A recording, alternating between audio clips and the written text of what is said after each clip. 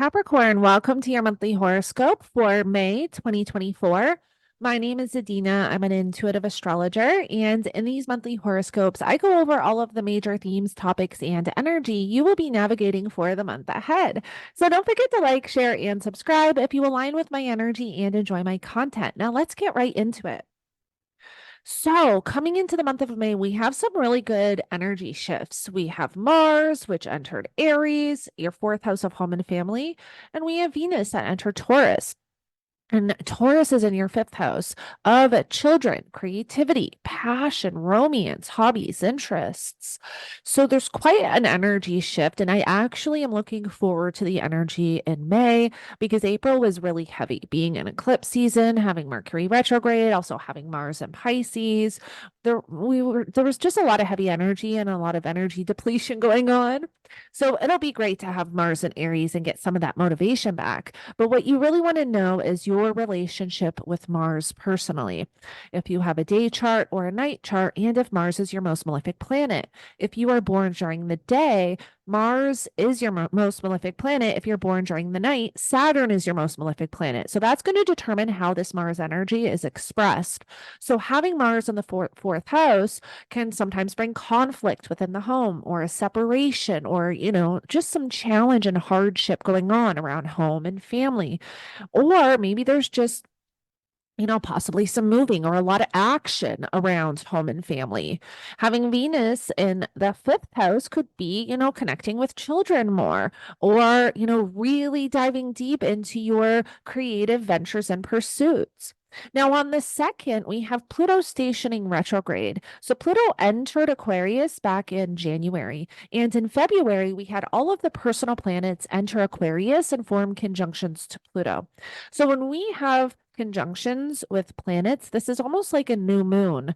So, whatever was seeded or created or whatever you were moving through at the time of the conjunction, when we have aspects or transits from those planets to that other planet, there's almost like little milestones or more to the story coming in. So, for example, on the third and fourth, we have Mars forming a sextile to Pluto.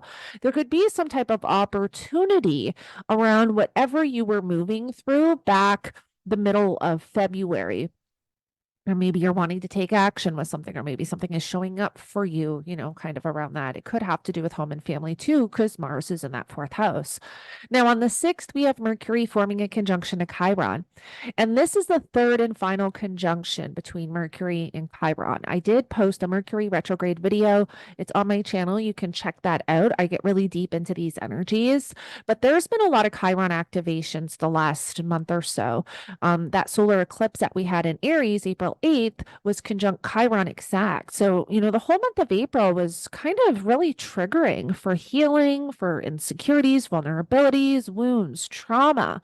And so when Mercury makes that final conjunction, there could be, an understanding or clarity or something just kind of coming together and making sense, or even some insight around whatever you've been moving through and whatever was triggered, around your healing journey and process.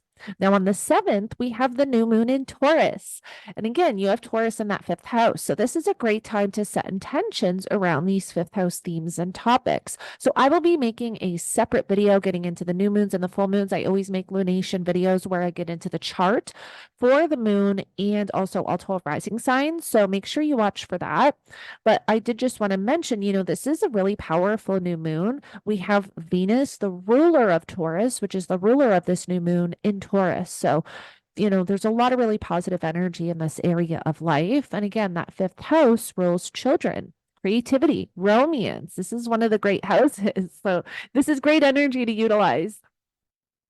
Then we get to the second week of May, and on the 13th, we have the Sun conjunct Uranus.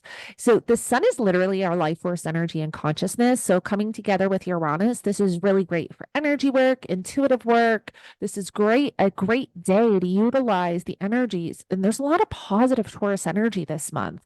I mean, we've got Jupiter, the Sun, Uranus, Venus, Mercury. Like there's a lot of focus on this area of life for you, Capricorn. Now, on the 15th, we have Mercury entering Taurus. That's when Mercury enters Taurus, again, bringing more focus to this area of life. On the 18th, we have the sun form a conjunction to Jupiter and Venus form a conjunction to Uranus. So when the sun, this is great auspicious energy.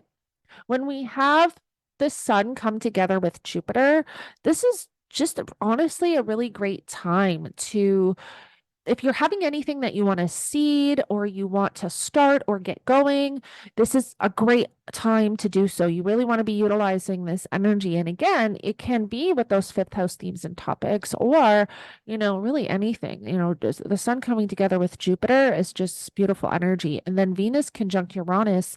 Venus rules that fifth house and also rules your 10th house of career and public reputation. So this could be bringing something really beautiful, really unexpected around career, around children.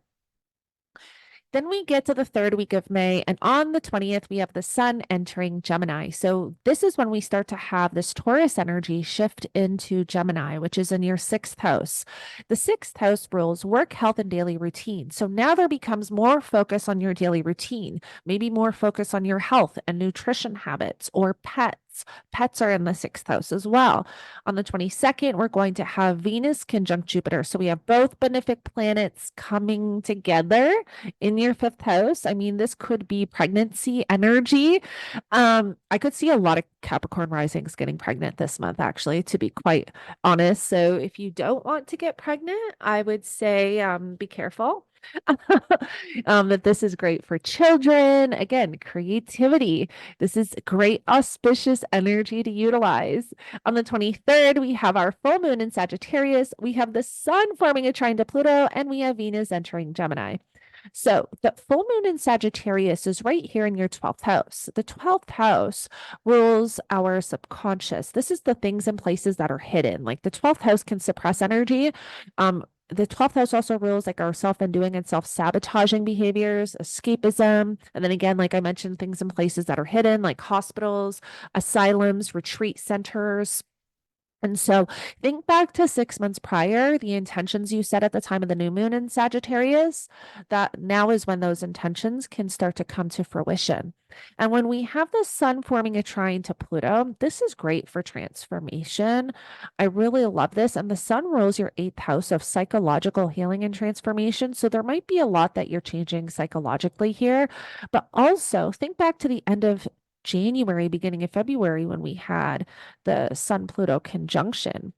This there might be some beautiful opportunity coming in at this time, or some type of transformation taking place around kind of whatever was going on at that time.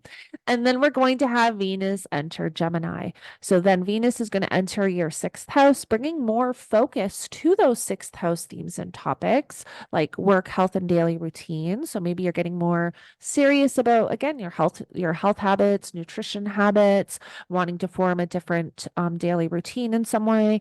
And then on the 25th, we have Jupiter entering Gemini. So this is a big energy shift.